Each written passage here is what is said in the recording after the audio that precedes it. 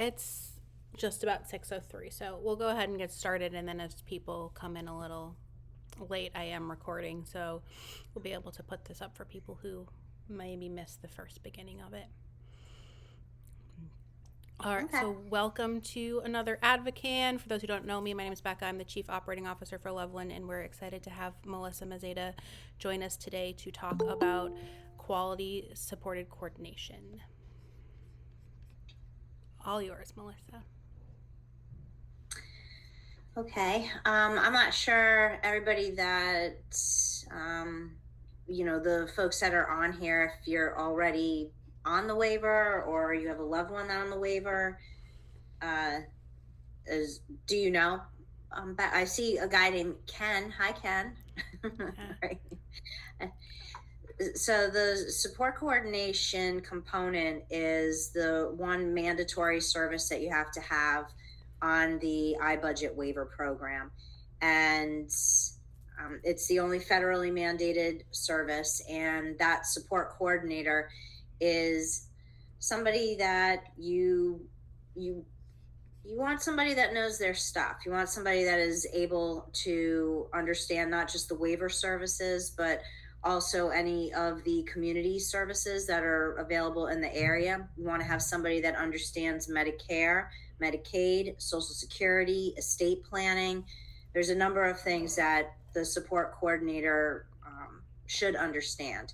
It takes a long time to learn how to do the job of a support coordinator and to be thorough and resourceful, but it's the one service that every single person on the waiver program is required to have. And if you are somebody that does not have a good support coordinator, it can it can be pretty stressful to have somebody that's not responsive, somebody that is really not familiar with how to get things approved through the waiver system. So that's where having somebody that really does understand support coordination is very important.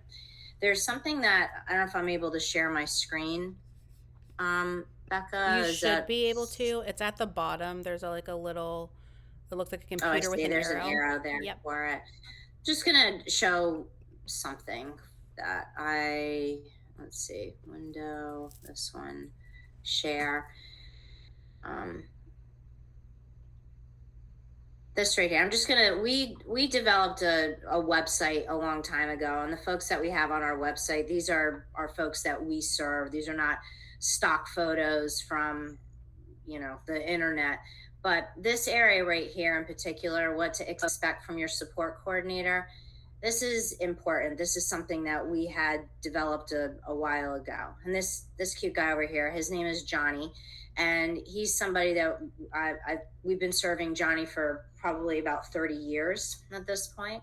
The waiver program started in 1993, and one of the great things about the waiver program is that when you get on the waiver, you're on it for life, but you can have the same support coordinator if you want to for many years. And the point of having a support coordinator is to, well, one of the points is to have somebody that gets to know you, gets to know your family, takes their time with you, and is somebody that you can count on. So just some of the points of what to expect from your waiver support coordinator. We kind of put this together a while ago, but it's someone that who should want to get to know you, is interested in you, and understands the importance of the life that you want to live.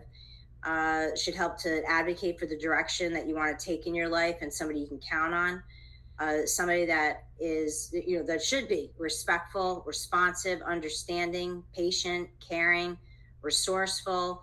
And, if you have a problem, it's not that we necessarily have the answer in that moment, but you should feel secure knowing that you're not alone in that situation. And we're going to, stay at it until we figure out a solution to that problem, whatever it might be. Your support coordinator is someone that should always get back to you, somebody that should visit with you and listen and get to really know all about you. A support coordinator is somebody that should not be telling you what to do. I've heard that before. Support coordinator, uh, is bossy, or just very, just kind of um, abrasive, and that is not okay. That's not how a support coordinator is supposed to be. They should treat people with respect and dignity. They should take an interest in you. They should also help the team that is around that person, whether it's the person receiving services or their family.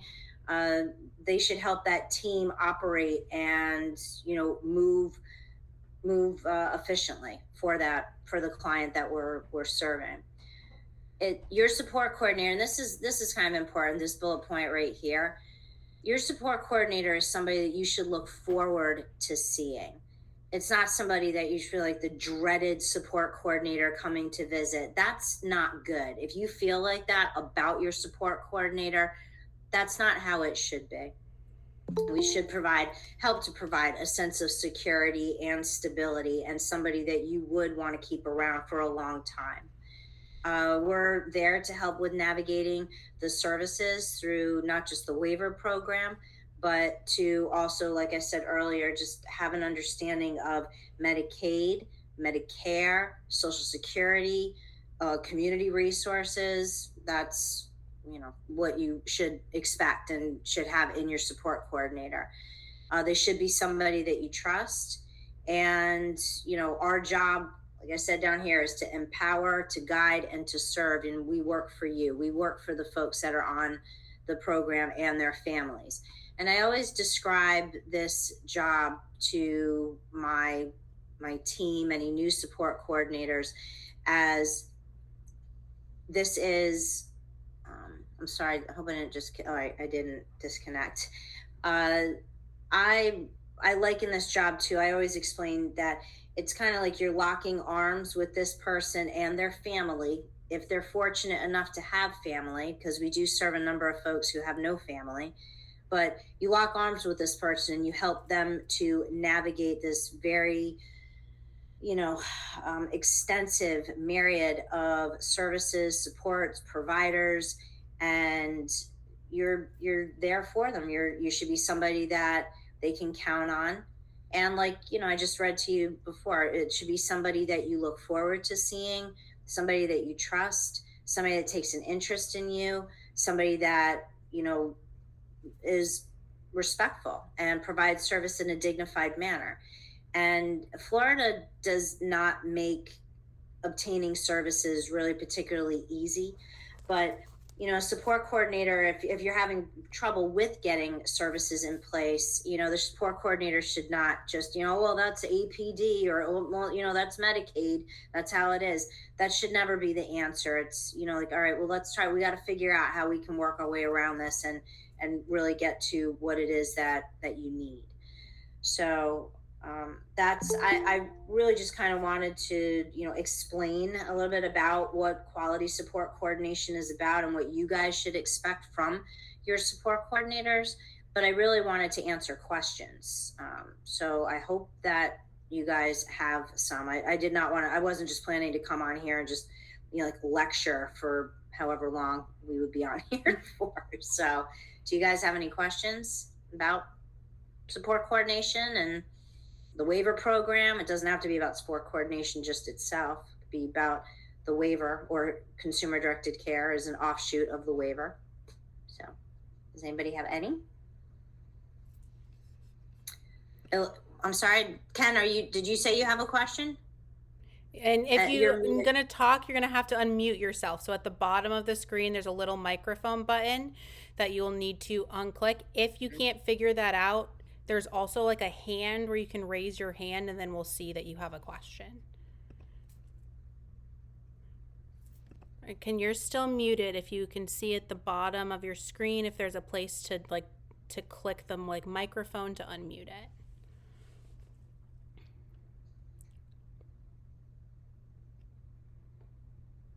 Yeah, it's still muted.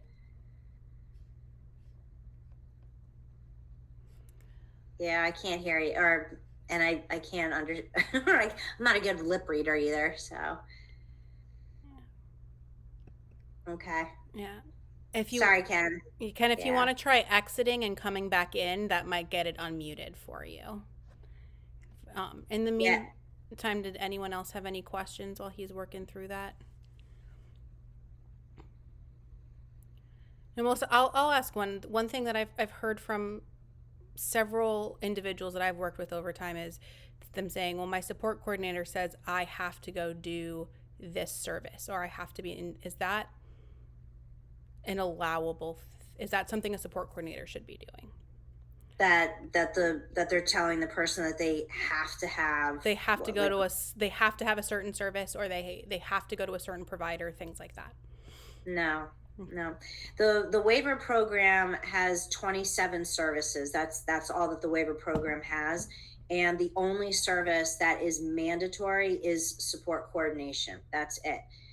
I do serve some folks on my caseload where the only service that they do have at this moment is support coordination. They don't need anything else in the meantime. I have them hooked up with other resources in the community. The waiver is really supposed to be the payer of last resort when it comes to any services. But and that's where being resourceful is very important. But sometimes folks are added onto the waiver because they have parents who are aging and they want to make sure that they have somebody that's there in case something happens to their parent, and that they have somebody there that would be able to get services in place relatively quickly.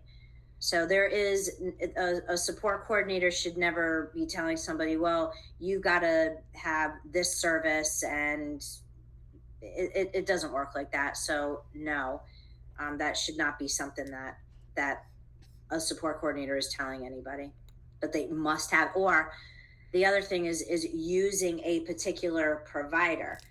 The support coordinator is supposed to help present options. And if somebody's looking for, let's say, a companion or personal supports, a support coordinator, they could print out a list and give it to that person and say, okay, tell me who after you call them and you interview, you tell me who you want, and I'll add an authorization in the system. That's an example of, like just kind of lazy support coordination. A good support coordinator is going to contact providers, give them some background, and weed out the ones that really are not appropriate for that person. And based on just maybe they want a male personal support or a female personal support. Maybe they want somebody that can come earlier in the morning or later in the day. A support coordinator can weed out people based on just easy specifications like the ones I just gave you. But I also, when I'm getting to know somebody, when I'm trying to arrange services for them, I do put it out there a little bit about that person. They like to do these activities, or these are things that they don't like to do. And I'm looking for somebody who's going to be a good match. So us doing the legwork on the front end to try to get the best match, to line up people to interview, is an example of more quality support coordination. Ken, it looks like you were able to get unmuted. Can you hear me? Yes. Okay, my question is, they put my daughter, April, they put her on a health insurance program, and I wanted to keep her on Medicare, just Medicare, Medicaid straight. Mm-hmm. And the coordinator told me I have to get a hold of Medicaid because they have to change it. But where my biggest problem is with all these different plans is I'm her what's the word? I'm the one that takes care of her all the time. What's the title? Or guardian? I'm the guardian. Okay. And now I'm having trouble with the dental plan too now. And I get a hold of them. They tell me I have to notify Medicaid so they can let them know that I'm her guardian. And I've done this twice already. Every time I try to do something, I have to prove that I'm the guardian again. And I don't understand why this keeps happening. So are you on, or is your daughter on a Medicaid managed care plan, and you want her to just be on straight Medicaid?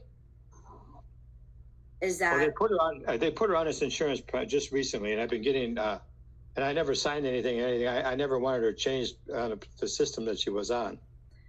You just wanted her to be on straight Medicaid and not put on a Medicaid, managed care plan? Right. So what happened with that this past, it was last year. It used to be that they would make it so that if people were going to go onto managed care, that they had to opt into that and select to go onto the managed care plan.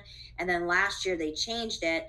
And what they did was they changed it to where they're going to automatically enroll people on a Medicaid managed care plan. And now you have to opt out of it.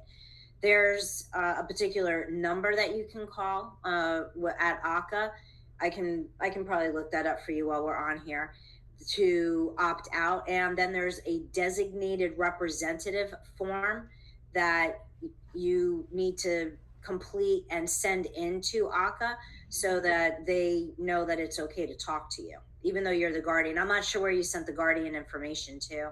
Was it to, do you know where you might have sent it to, or did the coordinator send it in, or? Well, my coordinator gave me the number to call, and I called the number, and I have to let them know that I'm the guardian. And like I said, I don't know how many times I have to do this.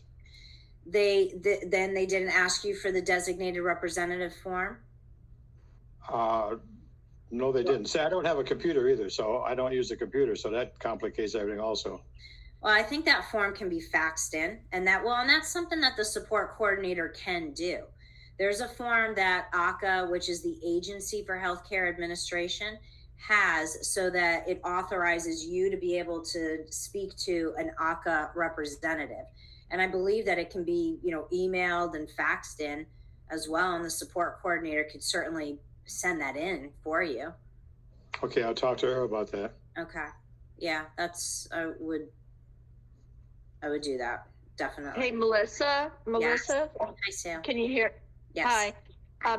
So I had to do that for Isaac, and it was so simple you wouldn't believe it.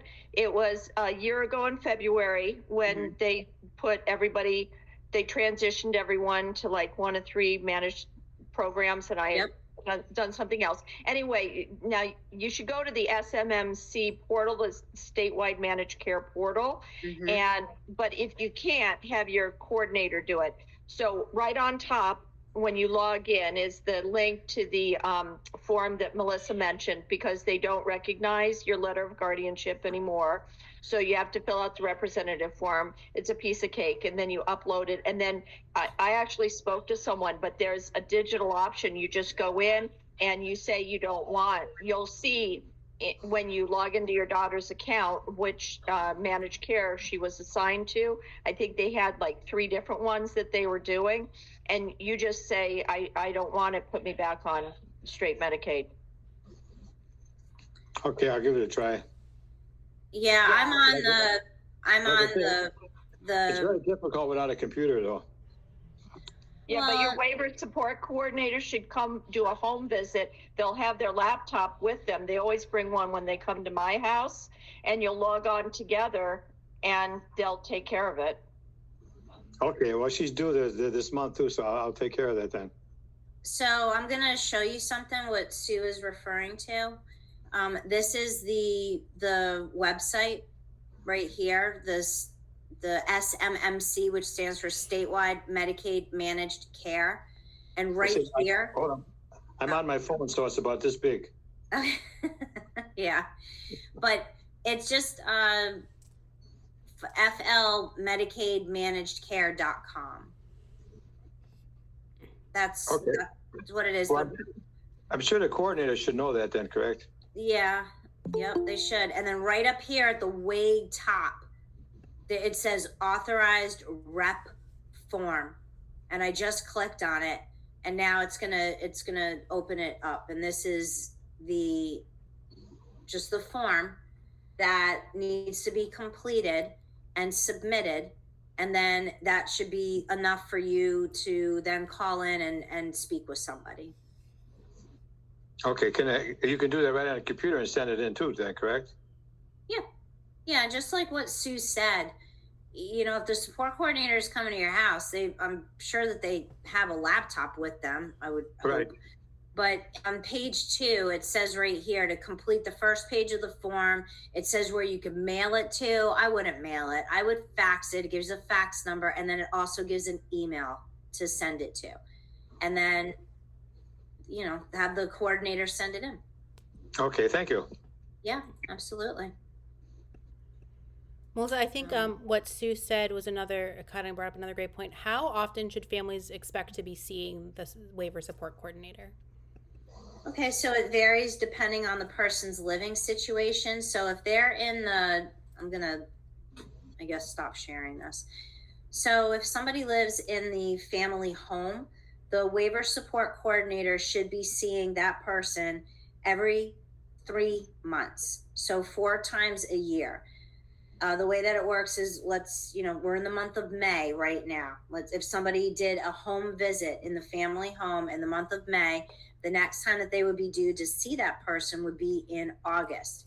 They could see them if they go to a day program, or they can meet with them someplace out in the community, that's fine. And then the next visit after that would be in November, and that one should be back in the family home. So even though the visit is every 3 months, that's what's required, every 6 months has to be in the person's home. Now, this is just for people living in the family home. Then, if you're living in supported living, so if you have a supported living coach and you have a live-in personal support, you are not living with family, then the support coordinator is required to see that person every single month. Every 3 months has to be a home visit. That's the exact same schedule also for somebody who lives in a group home, that they see them every single month, and every 3 months is a home visit.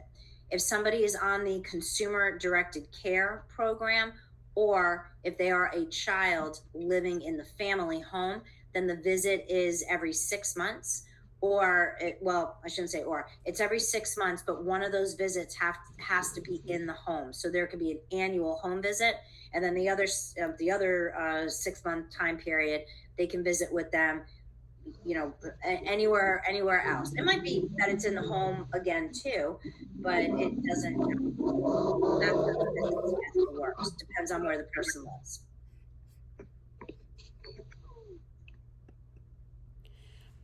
Any other questions? Yeah. I guess my last follow-up to that would be what should someone do if they feel like the support coordinator is either not helping them when they're asking for help, or they're not seeing them for the visits that they feel like they should be seeing them for?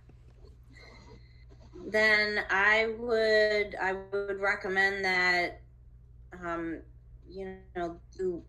you can either speak to that support coordinator if you like them and you want to try to work it out, although I'm sure that would probably be a little awkward. Hey, you're not visiting as much as you're supposed to, type of a thing. I mean, if they're not doing what they're supposed to be doing, then I think that probably the best thing for you to do as a family member is to contact the Agency for Persons with Disabilities and request a selection packet for your area. So if you live in Sarasota County, you would call the Agency for Persons with Disabilities. It doesn't matter if it's the Tampa office or the Fort Myers office, and request that they send a selection packet to you for the available support coordinators in Sarasota County. If you are on the CDC program, not as many support coordinators do CDC, so you would want to make sure that you are requesting a selection packet for the CDC consultants that are available in your county, in your area. So that's what I would do. And interview them, call them. Did you have to leave a message? Did they answer the phone? Do they call you back? How long have they been doing this for? I suggest to people that they pretend as if they are writing a check out of their own checkbook to that support coordinator, or to the other providers that are in place. What would you expect from those providers, from that support coordinator, if you yourself were paying them? you would expect them to be responsive. You would expect them to get back to you when they, when you're in need of help. I think that it's not good to have to chase the support coordinator down. If you're, waiting for them to get back to you about, let's say that there was additional funding that was needed and they had to do something called a significant additional needs request. They should, kind of keep you updated on where things are in that process. It shouldn't be that you have no idea and that you have to constantly, ask, hey, where are things? And have you heard back? Or, you want to have somebody that is going to not need to be chased down and somebody that's going to be responsive to you. So that's an important aspect of quality support coordination as well. Somebody that takes an interest in you. But I would look at changing and interviewing if you're not happy with the service that you're getting. So, oh, hi Ken. Yeah, go ahead, shout it out. Oh, I was asking you, how many people do these coordinators have to handle? So the maximum caseload for a support coordinator is 43 people, and children count as a half of a case. So it's possible that they will have more than 43 folks. And, I don't want to, I certainly don't want to, go into all of the difficulties that support coordinators do face, but it is a difficult job. It's a very difficult job. It can be very frustrating at times, not with the families and not with the people that we serve, just with trying to get things approved. Having to constantly follow up with the Agency for Persons with Disabilities is, it gets to be very tiresome after a while. We work in a system called the iConnect system. Our name for it is the iDisconnect system because it is constantly throwing problems at us. It's a very slow system to work in as well. So the support coordinators have relatively high caseloads, and there was a study that was done back in 2002. So we're talking, like well over 20 years ago. And at that time, support coordinators' caseloads were at 36. At that time in 2002, that study recommended that, and it was by a company called Mercer, and Mercer was contracted by APD to do this study. It wasn't just on support coordination, it was on all the waiver services. But at that time, they recommended that the support coordinator's caseload be at 32.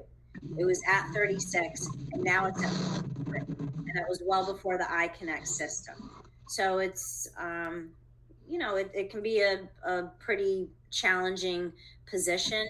It takes a long time to learn how to become a support coordinator because there is a lack of repetition in the job with certain things. Yes, we kind of hit the ground running with new support coordinators where they have to see their folks every month. They have to do support plans. They have to do documentation.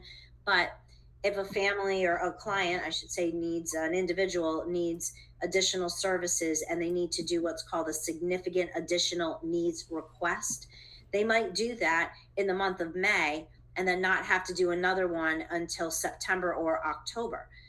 It's not, there's that lack of repetition.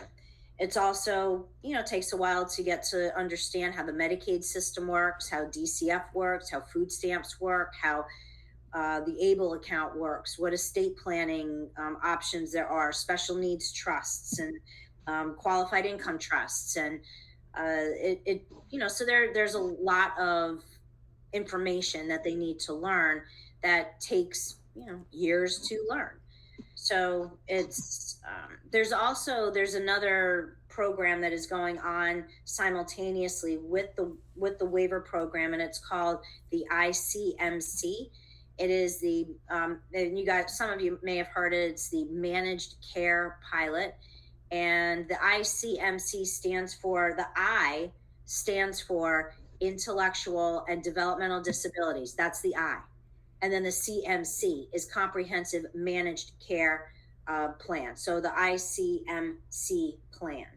And they are open to working just with people that are on the wait list right now.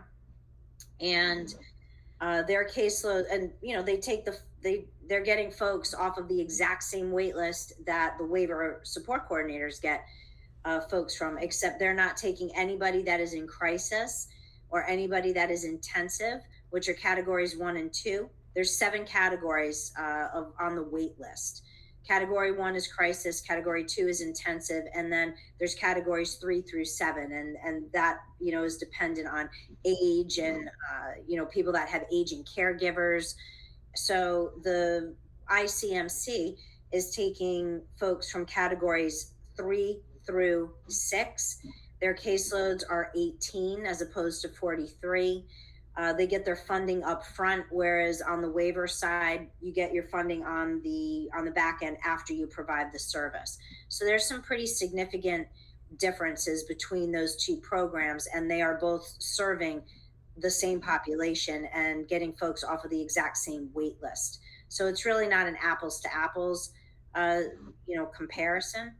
But we've also been saddled with, and I don't know if anybody on this call has been affected by this, but having Medicaid dropped, just arbitrarily, just been dropped from Medicaid for 30 years, from 1993 until October 1st, 2023.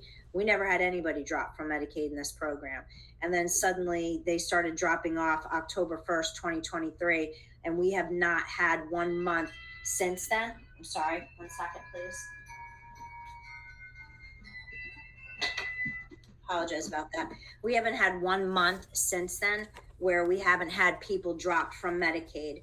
And it is not a phone call to just get it fixed. It takes a lot of time and effort to get somebody back on that program, or to get their Medicaid reinstated. And you would think that because everybody on the iBudget waiver requires Medicaid, and Medicaid is either through their SSI, if they have that, or it's through the Department of Children and Families, which is another state agency in Florida. But you would think that those two state agencies would communicate and say, we can't get services for these folks when they don't have Medicaid.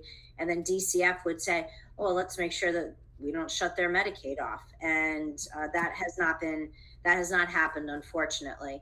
And that has also added a lot of stress and unnecessary work and bureaucracy to the position. And I know that it's been very stressful for families to have to, especially if you went through a lot to get your loved one on Medicaid, to just have them dropped can be pretty frightening and stressful. But the support coordinator should stay the course until that Medicaid is reinstated.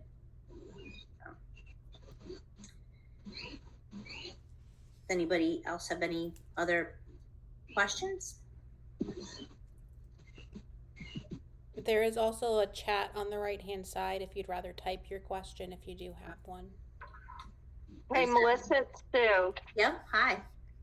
You made me think of something that, nobody talks about. And if I'm not wrong, I think it really needs to be brought up front, and especially in someone like Ken's position who wants straight Medicaid. When you were describing ICMC, like, all that we're talking about is the fact that they can take people off the wait list, but nobody talks about the fact that that comprehensive part means they're also providing you with a managed care Medicaid plan. Correct. That's why it's comprehensive. So if somebody could be misled to thinking they could get HCBS only, and they can't, they have to take the whole kit and caboodle. If you want ICMC for HCBS, you need to go into FCC's managed care program. That's correct. So all of the providers that person uses, including their physicians, need to be a provider in that managed care network. So, and one of the things that I don't know that people really know about this. I didn't know about this until several years ago, but all of the managed care programs that we have in our state, all the Medicaid managed care programs, they get something that's called an achieved savings rebate. And that is whatever, they get their money up front. It's in a capitation rate. And then they get that every month. They don't get like the lump sum for the whole year up front. They just get a monthly amount. And at the end of the year, whatever they have not spent on that person, they get to keep 7.5% of it. And I'm sure you guys could all figure out that 7.5% of 100 million is a lot better than 7.5% of 100,000. So it's kind of an incentive in a way to, delay services, reduce services, and but it's become very, very profit driven. There's a group. When I was in Tallahassee, there was a gentleman that got up in front of the Senate and presented, and he was from a group based out of Virginia called the Paragon Group, and he had quite a bit to say about managed care, and he's been going around to different states and presenting in front of their legislature. And I met with him after he was done presenting, and I've done a couple of Zoom meetings with him. And this is a conservative think tank, this Paragon Institute, Paragon Group. And he said that what they have found throughout the states that they have studied is that the managed care plans have not offered, let me see, he gave me a couple of things. Their group is to help with reforming government to empower patients, to look at program integrity, and that they have discovered that the managed care plans have not created more stable state budgets and have not saved more money than the fee-for-service plans. And one of the things I was kind of surprised to see was that Florida had received the largest state-directed payment-approved Medicaid amount of money. And, even though we didn't opt to do Medicaid expansion, Florida has received a lot of money in Medicaid from what he had said. So it's, the fee-for-service is not a profit-driven model at all. And the managed care program setup, and I'm not saying this necessarily for the one that's doing the ICMC. This is across the board, but they're getting that achieved savings rebate of 7.5%, and that's our tax dollars. And they're getting a lot of profit from that. ACA has done given presentations before in front of the House and the Senate about the amount of profit that managed care companies in Florida are pulling down. And starting this July 1st, the ICMC is going to be able to start taking folks from the waiver program onto their managed care program. And I just got some news today out of Tallahassee that the legislature has put a stipulation in their budget that the funding that they're going to be providing for the waiver program is only going to be for people that are in crisis, that they're not going to just take people off of the wait list like they've been doing recently, that it's only going to be people in crisis, which kind of, and I don't know 100% for sure, but that sounds like that anybody who's not in crisis that does want services is only going to have the choice to be able to go onto the managed care plan. If the only people that they're going to fund on the waiver side is going to be folks that are in crisis. So there is a meeting that is happening tomorrow. It's a family advocacy meeting that they usually meet every Friday at 3:00. They've taken a break since the end of the legislative session, March 13th, but they're going to start meeting again tomorrow, given this news that came out today. So, yeah, Ken, go ahead. What's the definition of crisis? There's three things that APD looks at to say that that individual is in crisis. First is that they are a danger to themselves or others. Second is that they are going to be homeless.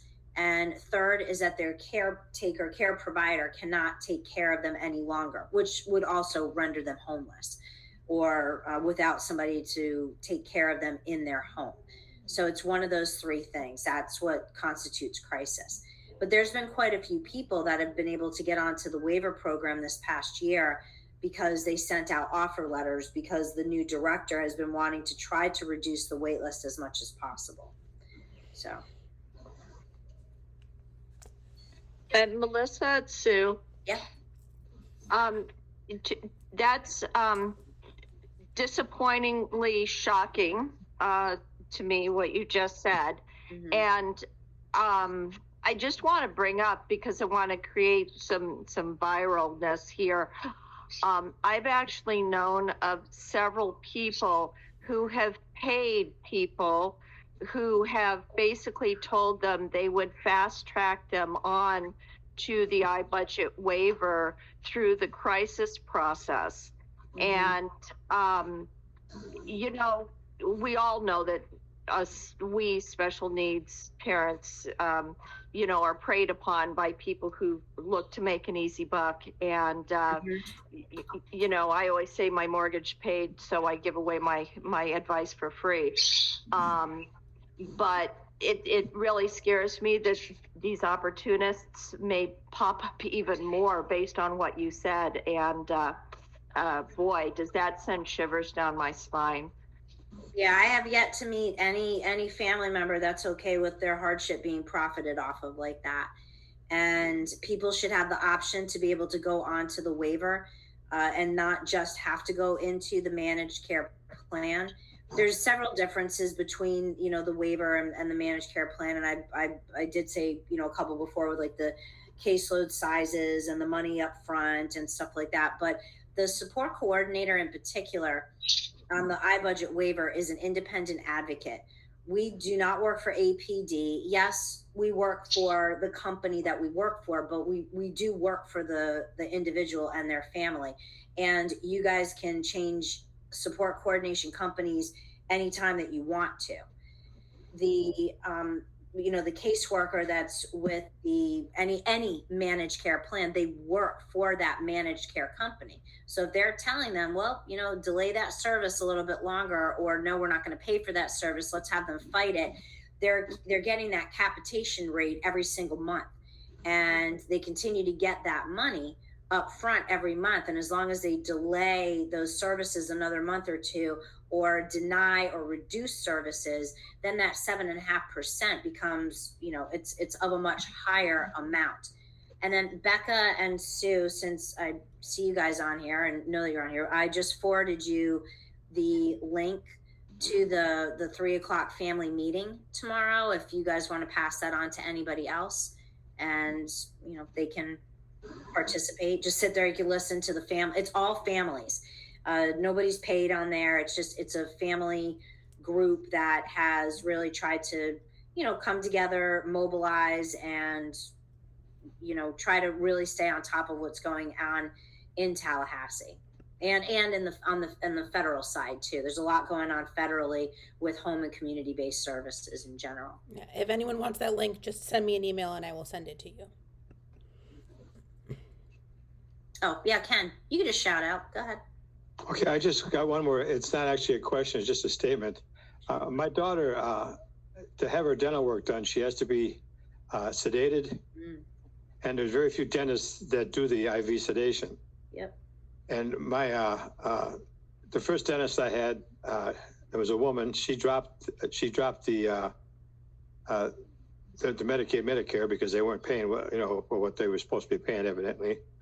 Then I got another dentist. Now he just dropped it now, and I had to change the insurance companies to get a dentist that I could get that was recommended for the IV sedation, in the hospital.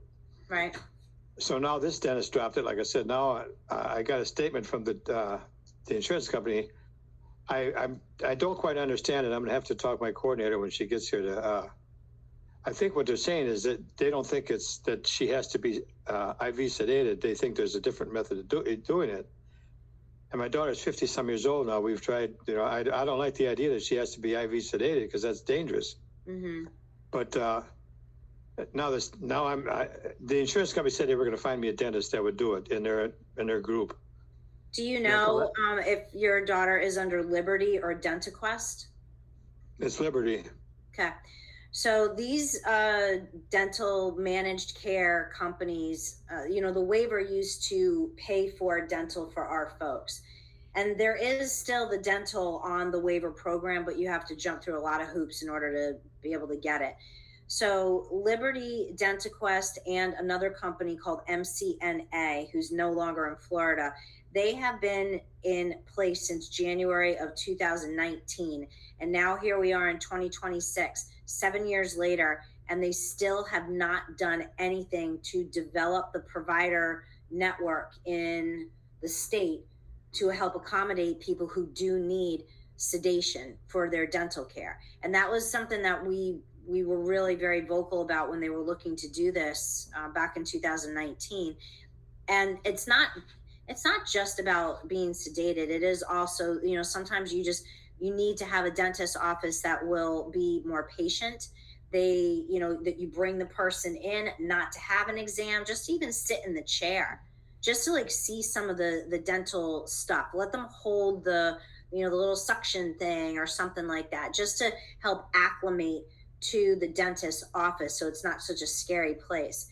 And these guys have done nothing. And, I have families that are down in the Naples area that have to travel to Tampa. I have a family in Sarasota that now has to go to the East Coast for dental care because of the sedation factor. And I had another family yesterday that told me that now they're going to UF in St. Pete. There's a dental place up there that they're going to as part of the university. And they have been waiting 2 years. They've been working on this since 2024, and his appointment is in September of 2026. That to me is just unacceptable. And the managed care dental plans, they work differently than the managed care regular medical plans. And I don't know what their capitation rate is that they get. I don't, because you don't go to the dentist every single month. So, I'm not sure of the amount of money that they get, but they do get money up front. And then they pull these kinds of games. Oh, we don't have any providers, or you got to drive all the way to Jacksonville, or you got to wait a year and a half before you can see somebody. And, and meanwhile, they're just, cha-ching. They're just, making bank. And, here, and those, again, it's our tax dollars. That's our money that they're receiving and getting to make massive profits off of. And they're not helping the people out. That's the biggest issue. I don't have a problem with somebody turning a profit, but I have a problem with, if all that they're going to do is just, basically take the money and not give any services in return. We should all have a problem with that. So. Well, I moved down here from Wisconsin, and in Wisconsin, I've been trying to get her teeth cleaned every 6 months, and she's never had a cavity, and she's 53 years old. Mm-hmm. And I brush them the best I can, right. So. But I had the last time I had her, not the last time, the time before that, I had to pay because the one dentist dropped out of the insurance company, and I had to switch insurance companies to get this Dr. Donato was his name. Yep. That does the IV. And now this insurance company I have now, they've dropped him. But in the process, I had to pay $2,000 to have her teeth cleaned. And the out of pocket. And that's not counting the hospital bill. The hospital, the hospital got the Medicaid, Medicare, Medicaid to pay for the hospital and so forth. But they're strictly, now this Dr. Donato, it was more than that because he had to pull one tooth because of her teeth in front, the fence, it was, I called it some kind of fence. They were overlapping each other. Mm-hmm. She didn't have a cavity, but they had to pull one. So that. How long ago was this? The last dental thing was, I'd say 3 months. Dr. Donato had dropped out, but the insurance company and him made out an agreement that he'd do this last time. But on the same token, now I got a letter that they're not happy with what the dentist charged, so they're not paying the dentist part of the bill. And supposedly, they said I probably won't have to pay anything out of my pocket. But the papers you sign, a lot of them dentists, if they're not getting any money from someplace, they're going to get it from somewhere. So, all right. So if that is the case, Ken, and I obviously I do not know your daughter's situation with her budget, but I would expect that if Dr. Donato is going to try to first off, the plan Liberty should have authorized whatever treatment it was that she was going to be receiving, and should have already had that kind of an agreement with Dr. Donato. But you absolutely should not have to pay out of pocket for that. There's two other things that the waiver support coordinator can do if they're going to, Liberty saying that they're not going to pay.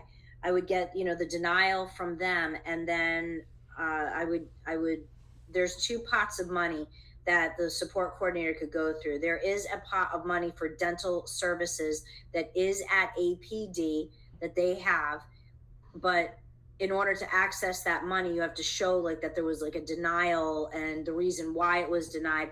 If somebody needs to have $8,000 worth of work, those dental care HMOs are only going to pay a certain amount. So if they need to have more than that, then that money that is sitting at APD that is strictly for dental is something that can be accessed. Also, if your daughter does have funding in her budget that she's not utilizing for her services currently, then, I know that Dr. Donato is a provider still under the iBudget waiver. My administrative person helped his office manager with billing the iBudget waiver for one of my clients. So they are an iBudget waiver recipient, or I'm sorry, they are an iBudget waiver provider. So any iBudget waiver recipient like your daughter, if she does have money in her cost plan, that it can be billed through that. But I stick by the original thing that I said, though, is that, before Dr. Donato did any work, Liberty should have authorized that. And they should have an agreement. They did authorize a section of it. Mm-hmm. They said that he did something that they didn't authorize. Okay. All right. And what I think I don't know for sure, but I think it's the part that he pulled one of her teeth. Well, if it was medically necessary, and they're saying that they're not going to pay it, and that your daughter has any money in her current fiscal year budget, that can go toward that, or the other APD money that they have that's there that is strictly earmarked for dental, and go through that too. So okay, well, thank you. Options. Yep, absolutely. Any other questions or situations even? I could talk probably 4 hours on situations, but I don't want to hold you up.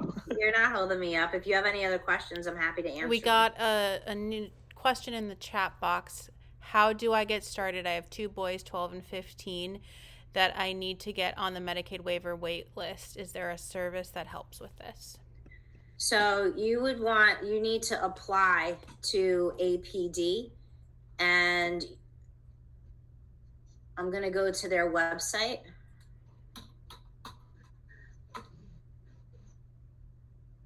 So when you get on the website, right here, apply for services, that's where you would apply through here. But here's the application and stuff. But if you really are not sure how to, go about it, if you look at the application and you're not really, it's too much or something, there are a couple of folks out there who do, for a fee, help with getting people on the waiver program. Just to do the application process, submit everything, write everything up, it is a good 10 to 15 hours worth of work to do everything that you need to do. But one of the most important things that you need to understand and you need to have is appropriate documentation that supports that person's developmental disability.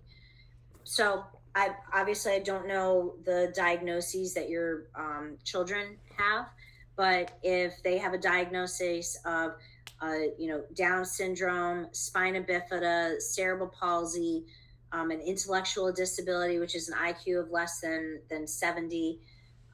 Those are all developmental disabilities. But if you have a diagnosis of autism, it is not just enough to have a diagnosis of autism. There are particular things in statute that child has to meet. And those stipulations, I think that there's about 12 characteristics, and they want them to have a particular number of those characteristics before they will even consider that they are, somebody that is truly eligible for APD services. So, if you have a child that, has more mild autism, they might not approve them for that. There has to be limitations in functional limitations in major life activity areas. So learning, understanding and use of language, mobility, capacity for independent living. There's several of them. With autism, if their evaluation says that they're able to make eye contact and they can form relationships and they don't have particular repetitive behaviors. If an evaluation says that, then that says to APD, you're not autistic enough to qualify for our services. So, really making sure that the package that you're submitting, the application and all of the things that they require, like the birth certificate, social security card, all of those things have to be present. You want to have a comprehensive application. There is also another, let's see here. There is another resource that APD has, which is the Hope Navigator. And that I think is right here. It's under Hope, Florida. Each state agency now has Hope Florida or Hope Navigators in it. And I know that there's been some controversy with this program and stuff, but it still exists.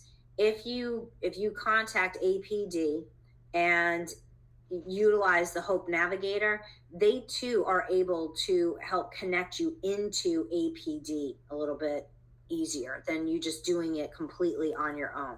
So that is a resource there. But having that comprehensive application package when you submit it, and don't do it in dribs and drabs, don't piecemeal it. You want the whole thing to go in and be, have everything that they are requiring for the application process.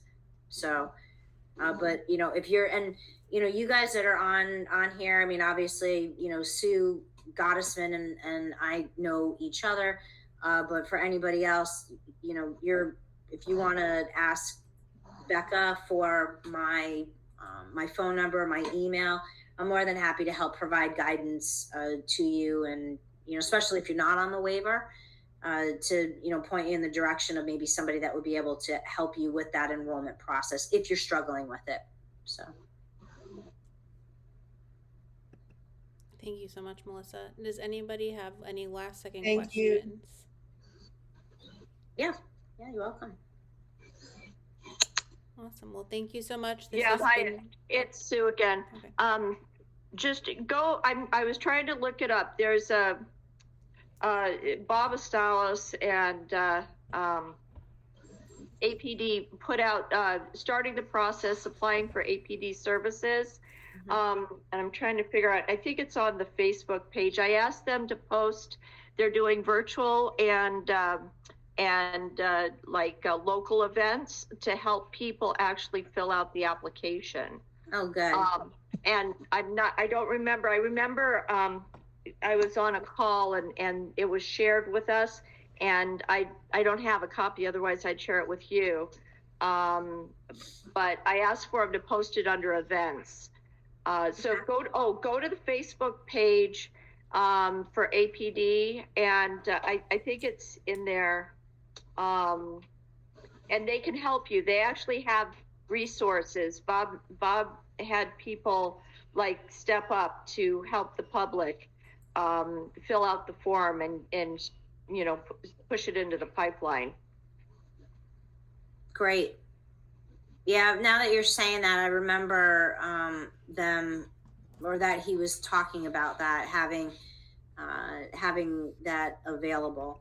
But the new legislation that just came out today, that just proposed, that said it's now going to be just crisis. I don't know if they're going to be pulling that service back to help people, but Good point. I think that Director Estalis, he genuinely wants to help the folks that are waiting for services and the people that are already on the waiver program that are struggling with getting good services. I've met with him a lot of times, a number of times, and he does seem genuine in his mission to really try to help get people what it is that they need. Life is difficult enough as it is with just in general, but when you have a loved one, a child with a developmental disability, it is exponentially more difficult. And unless you are working in the field, unless you are living the life of a parent or a relative that has somebody with a developmental disability, people really don't understand what goes on and how things are inside of your home. They just don't get it. And there are people at APD, there's some wonderful people that work at that state agency that do have relatives with developmental disabilities. And then you have other people that are there that have never set foot in anybody's home where there is a person who has a developmental disability, and they really don't have a clue about it. And the same thing goes for the legislators too. There's some legislators that do have relatives with developmental disabilities, but many of them do not. So they really they don't understand the need and what that means, what that really, truly, truly means to live the life of a parent or a caregiver of somebody with a developmental disability. And that's, where I have worked to really try to elevate the issue with the legislature and also within APD to help them really try to understand the folks that are being served by this state agency. And that name, the Agency for Persons with Disabilities, it's a little bit misleading. It really should be the Agency for Persons with Developmental Disabilities, because that is the only type of disability that is served by APD. There's over 5.5 million people in Florida that have a disability, but there's less than 62,000 people that are in APD between the wait list and the waiver and on the managed care plan right now. So we are a small subset of the disability population. Developmental disabilities are, so, which a lot of people don't really realize. So, okay. Anything else? I got the link to the YouTube video on how to apply for APD. How do I post it? Right. Maybe you could put I don't even see where the chat is. I'm very sorry, but maybe you could put it in the chat. Oh, there. I know. I can't find the chat. Becca, where's the chat? It's on the bottom right. There's bottom right where I'd hang up on you all. There's an eye with a circle around it, and it's right next to it. I don't have that. Yeah, if you're on a phone, it might look a little different. I unfortunately don't know what it looks like on a phone. Yeah, I have 3 dots on the go, in call messages, setting tools, report. Mm-hmm. I don't know. Melissa, I'm just going to text you. And again, I think if anybody wants the link, if they send me an email, then we'll figure out a way to get it to them. Yeah. Send it to Becca too, Sue, please. That would be great. Let me see. Beck, I think I have your email. Let me see if I have your, I'll get it to you also, Becca, don't worry. Perfect. Thank you. I'm sure. All right. Thank you so much, everybody. Thank you, Melissa. This was very informative and very helpful, and I hope everybody got something helpful out of it. Yep. Thank you. Anything I can do, you can feel free to give me a shout.